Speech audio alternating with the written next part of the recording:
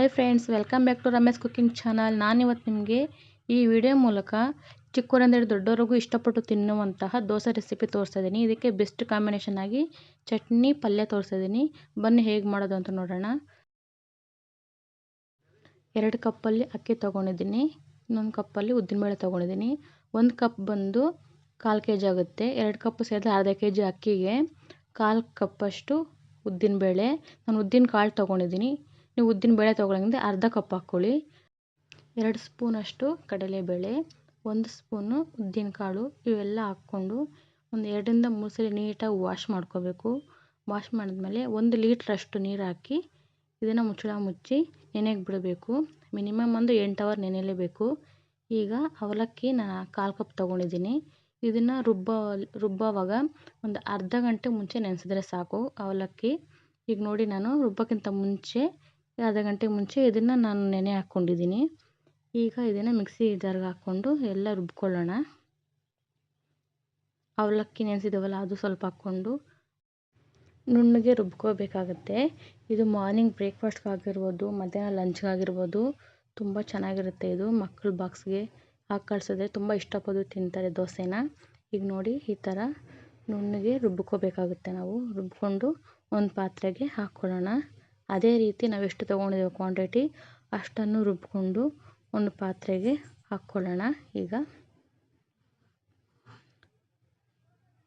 ಒಂದು ಪಾತ್ರೆಗೆ ಹಾಕಿದ್ಮೇಲೆ 1/4 ಟೀ ಸ್ಪೂನಷ್ಟು ಉಪ್ಪು ಹಾಕ್ಕೊತಾ ಇದ್ದೀನಿ. ಯಾಕೆ ಹಾಕ್ಕೊತಾ ಇದ್ದೀನಿ ಅಂದರೆ ಇವಾಗ ಚಳಿಗಾಲ ಆಗಿರೋದ್ರಿಂದ ಹಿಟ್ಟು ಹುಳಿ ಬರೋಲ್ಲ. ಅದಕ್ಕೋಸ್ಕರ ನೈಟೇ ಒಂದು ಸ್ವಲ್ಪ ಉಪ್ಪು ಹಾಕಿ ಒಂದ್ಸಲ ನೀಟಾಗಿ ಮಿಕ್ಸ್ ಮಾಡಿ ಮುಚ್ಚಳ ಮುಚ್ಚಿ ಇಟ್ಬಿಡೋಣ. ಈಗ ಹುಳಿ ಬರುತ್ತೆ. ಇಲ್ಲ ಅಂದರೆ ಬೇಸಿಗೆಕಾಲ ಆದರೆ ಹಾಕೋ ಅವಶ್ಯಕತೆ ಇಲ್ಲ. ಚಳಿಗಾಲ ಆಗೋದ್ರಿಂದ ಉಪ್ಪು ಒಂದು ಸ್ವಲ್ಪ ಹಾಕಿ ಮಿಕ್ಸ್ ಮಾಡಿಡಬೇಕಾಗುತ್ತೆ. ನೋಡಿ, ಈಗ ನೈಟ್ ರುಬ್ಬಿಟ್ಟು ಹಿಟ್ಟು ಈಗ ಬೆಳಗ್ಗೆ ಎಷ್ಟು ಚೆನ್ನಾಗಿ ಹುಳಿ ಬಂದಿದೆ. ಒಂದ್ಸಲ ಮಿಕ್ಸ್ ಮಾಡ್ಕೊಳ್ಳೋಣ. ಇದ್ರ ಜೊತೆಗೆ ನಾವು ನೈಟೇ ಸ್ವಲ್ಪ ಉಪ್ಪು ಹಾಕ್ಕೊಂಡಿದ್ದೀವಿ.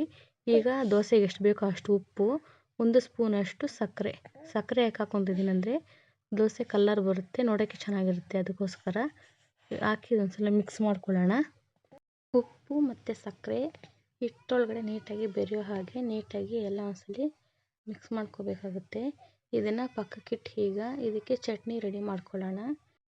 ಈಗ ಒಂದು ಕಡಾಯಿ ಇಟ್ಟು ಅದಕ್ಕೆ ಒಂದು ಅರ್ಧ ಕಪ್ ಆಗುವಷ್ಟು ಹಸಿ ಕಡಲೆಬೇಳೆ ತೊಗೊಂಡಿದ್ದೀನಿ. ಇದನ್ನು ಸಿಮ್ಮಲ್ಲಿ ಇಟ್ಕೊಂಡು ಡ್ರೈ ರೋಸ್ಟ್ ಮಾಡ್ಕೋಬೇಕು. ಡ್ರೈ ರೋಸ್ಟ್ ಆಗಿದೆ ಅಂತ ಹೇಗೆ ತೋರಿಸ್ತೀನಿ ನೋಡಿ. ನಾನು ಈ ಥರ ನೋಡಿ ಎತ್ಕೊಂಡು ಕೈಯಲ್ಲಿ ಈ ಥರ ಅಂದಮೇಲೆ ಕಾಳನ್ನ ಆದಮೇಲೆ ಇರೋಲ್ಲ ಸಿಪ್ಪೆ ಸಪ್ರೇಟಾಗಿ ಕಾಳು ಸಪ್ರೇಟ್ ಆಗಬೇಕು. ಈಗ ಡ್ರೈ ರೋಸ್ಟ್ ಆಗಿದೆ ಅಂತ ಅರ್ಥ. ಇದಕ್ಕೊಂದು ಮಸಾಲೆ ಹುರ್ಕೋಬೇಕು ನಾವು. ನೋಡಿ, 1 ಈರುಳ್ಳಿ, ಒಂದು 4 ಎಸಳು ಬೆಳ್ಳುಳ್ಳಿ, 4 ಹಸಿಮೆಣಸಿನ್ಕಾಯಿ, ಒಂದು ಇಂಚಷ್ಟು ಶುಂಠಿ, ಇವಿಷ್ಟನ್ನು ನೋಡಿ ಹಸಿಮೆಣಸಿನ್ಕಾಯಿ ಈ ಥರ ಮುರಿದು ಹಾಕ್ಕೋಬೇಕು. ನೀವು ಅದೇ ಥರ ಡೈರೆಕ್ಟಾಗಿ ಹಾಕ್ಕೊಳ್ಬೋದು. ಹಸಿಮೆಣಸಿನ್ಕಾಯಿ ಸಿಡಿಯೋ ಚಾನ್ಸಸ್ಸು ಜಾಸ್ತಿ ಇರುತ್ತೆ. ಅದಕ್ಕೋಸ್ಕರ ಈ ಥರ ಮುರಿದು ಹಸಿಮೆಣಸಿನ್ಕಾಯಿ ಹಾಕ್ಕೋಬೇಕು. 1 ಈರುಳ್ಳಿ ಮತ್ತು ಒಂದು 4 ಎಸಳಷ್ಟು ಬೆಳ್ಳುಳ್ಳಿ ತೊಗೊಂಡಿದ್ದೀನಿ. ಅದು ಒಂದು ಇಂಚಷ್ಟು ಶುಂಠಿ ಇವೆಲ್ಲ ಹಾಕ್ಕೊಂಡು ಒಂದು ಸ್ವಲ್ಪ ಹಸಿ ವಾಸನೆ ಹೋಗೋವರೆಗೂ ಹುರ್ಕೋಬೇಕಷ್ಟೇ. ಇದನ್ನೇನು ಜಾಸ್ತಿ ಉರಿಬಾರ್ದು, ಹಸಿ ವಾಸನೆ ಹೋದರೆ ಸಾಕು. ಅಷ್ಟು ಹುರಿದ್ಬಿಟ್ಟು ಒಂದು ಪ್ಲೇಟಿಗೆ ಇದನ್ನು ತಗೊಳ್ಳೋಣ. ಇದು ತಣ್ಣಗಾದ್ಮೇಲೆ ನಾವು ಮಿಕ್ಸಿ ಜಾರ್ಗೆ ಹಾಕ್ಕೊಳ್ಳೋಣ. ಚಟ್ನಿಗೆ ಬೇಕಾಗಿರುವಂಥ ಸಾಮಗ್ರಿಗಳು ನೋಡೋಣ. ಈಗ ಕಡಲೆಪಪ್ಪು ಅರ್ಧ ಕಪ್ಪು, 1/4 ಕಪ್ಪಷ್ಟು ಹಸಿ ಕೊಬ್ಬರಿ, ರೋಸ್ಟ್ ಮಾಡಿ ಇಟ್ಕೊಂಡಿರೋಂತಹ ಕಡಲೆ ಬೀಜ, ಕೊತ್ತಂಬರಿ ಸ್ವಲ್ಪ ನಾವು ಮಸಾಲೆ ಹುರಿದಿಟ್ಕೊಂಡಿದ್ದೇವಲ್ಲ ಆ ಮಸಾಲೆ.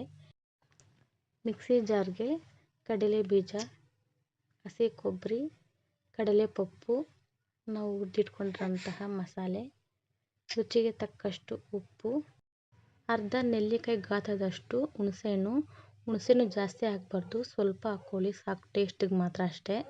ಈಗ ನೀರು ಹಾಕ್ದೇ ಒಂದ್ಸಲಿ ರುಬ್ಕೊಳ್ಳೋಣ. ಮತ್ತು ನೀರು ಹಾಕಿ ನಾವು ನುಣ್ಣಗೆ ರುಬ್ಕೊಳ್ಳೋಣ. ಈಗ ನೋಡಿ, ಈ ಥರ ಇದೆ ಚಟ್ನಿ. ಲಾಸ್ಟಿಗೆ ಕೊತ್ತಂಬರಿ ಸೊಪ್ಪು ಹಾಕಿ ಒಂದು ರೌಂಡ್ ತಿರುಗಿಸಿದ್ರೆ ಸಾಕಷ್ಟೇ, ಜಾಸ್ತಿ ಏನು ಬೇಡ. ಈಗ ಚಟ್ನಿ ರೆಡಿಯಾಗಿದೆ. ಇದಕ್ಕೆ ಒಂದು ಒಗ್ಗರಣೆ ಕೊಟ್ಕೊಳ್ಳೋಣ.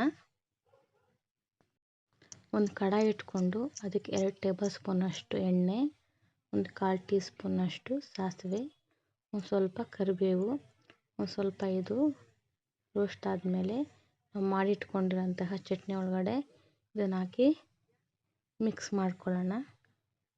ಈಗ ಚಟ್ನಿ ರೆಡಿ ಆಗಿದೆ. ಇವಾಗ ಪಲ್ಯಕ್ಕೆ ನಾವು ರೆಡಿ ಮಾಡ್ಕೊಳ್ಳೋಣ. ಆಲೂಗಡ್ಡೆ ಪಲ್ಯಗೆ ಇನ್ನೇನು ಬೇಕು ನೋಡ್ಕೊಳ್ಳೋಣ. ಒಂದು ಈರುಳ್ಳಿ, 2 ಹಸಿಮೆಣಸಿನ್ಕಾಯಿ, ಸ್ವಲ್ಪ ಕರಿಬೇವು, ಸ್ವಲ್ಪ ಅರಿಶಿನ, ಕಡಲೆಬೇಳೆ, ಕೊತ್ತಂಬರಿ ಸ್ವಲ್ಪ. ಈಗ ಒಂದು ಕಡಾಯಿ ಇಟ್ಕೊಳ್ಳೋಣ. ಕಡಾಯಿ ಇಟ್ಕೊಂಡು ಅದಕ್ಕೆ ಒಂದು 3 ಟೇಬಲ್ ಸ್ಪೂನಷ್ಟು ಎಣ್ಣೆ ಹಾಕ್ಕೊಳ್ಳೋಣ. ಒಂದು ಸ್ವಲ್ಪ 1/4 ಟೀ ಸ್ಪೂನಷ್ಟು ಸಾಸಿವೆ ಹಾಕ್ಕೊಳ್ಳೋಣ.